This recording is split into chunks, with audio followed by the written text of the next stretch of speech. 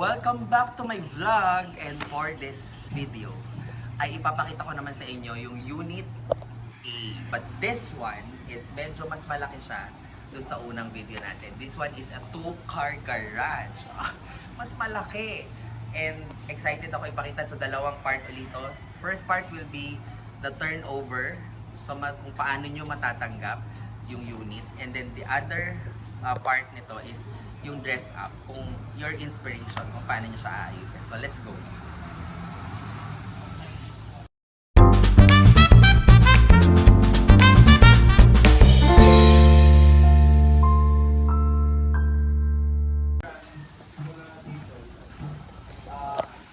So guys, again, this is also still my first time to see the unit. So kung ano yung reaction na makikita nyo dito, my genuine first time reaction. So this is the turnover, matatanggap nyo ang unit ng ganito. Ooh!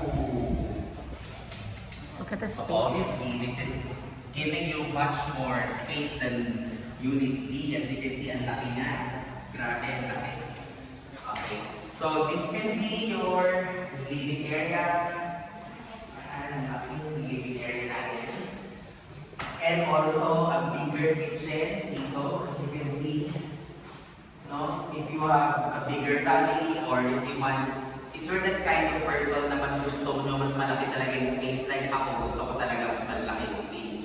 Mas malaki yung kitchen, this can be your ref, this can be your stove, and this one, I guess, will be your laundry, service area.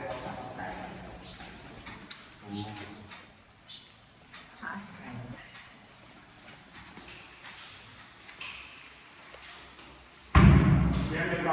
And this is your powder room.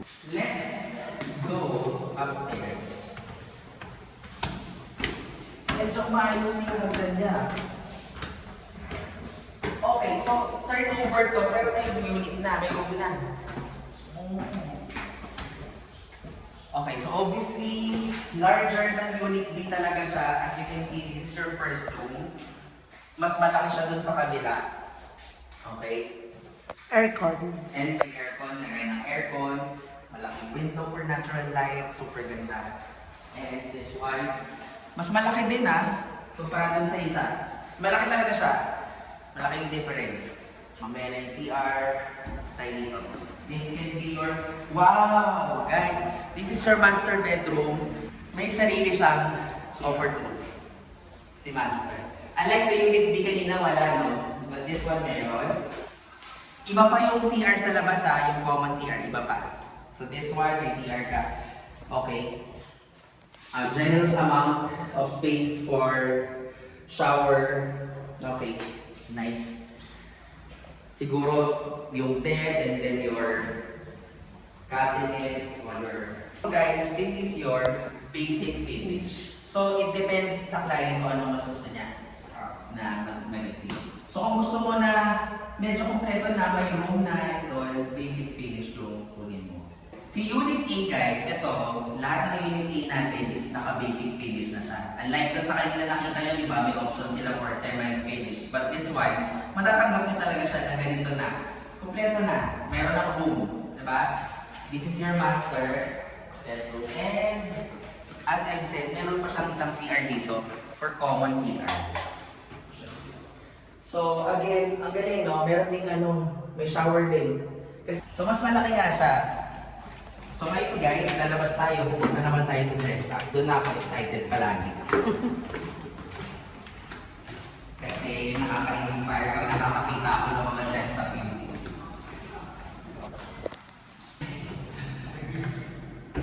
Guys, ito na ang pinaka-exciting part palagi sa akin pag pumapasok ako ng mga dress up unit. So guys, let's go in sa ating dress up. Kami sumagot.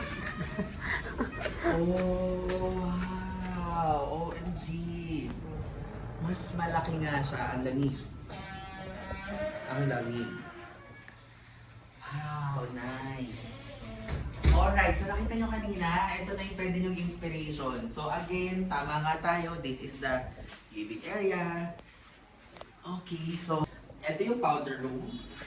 Nandito lang, just behind the main door is the powder room with, again, space for shower.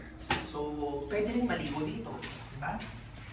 And just across the living area, ito na yung ating dining, which is a dining area that can fit up to 6 people. Nice. Kain tayo, guys. Kain tayo ng panyo. And your kitchen is here. Malaki.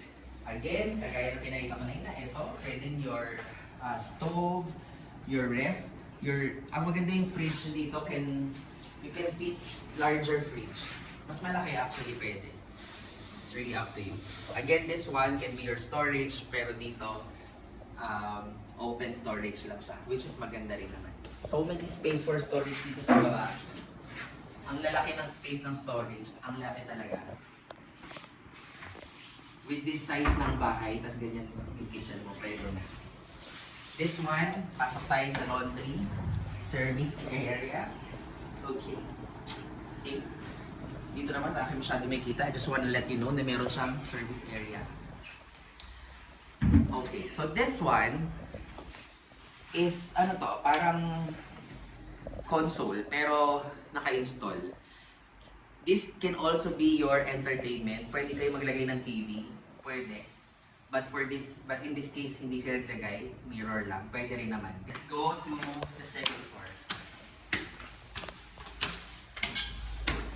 Imagine guys, pagod na sa work, galing Manila. Dito ka uuwi. Can you imagine the feeling? Oh, I love it. Wow! OMG! Alright, one room, since high ceiling siya, you can do bunk bed here. But in this case, isa lang, kung may anak kang babae, ganda. Pero hindi mo itong pang babae lang ah. But this setup is like a room for a girl. A baby girl. Nice. Meron din tayong aircon. So lahat ng room natin, pwede mong lagyan ng aircon dito. Dahil malaki yung room, this can be a space for your storage. Pwede mas malaking cabinet, lagay ng mga damit, lalo kung kikay-kikay. And this one is another room. Wow, mas malaki to. Okay.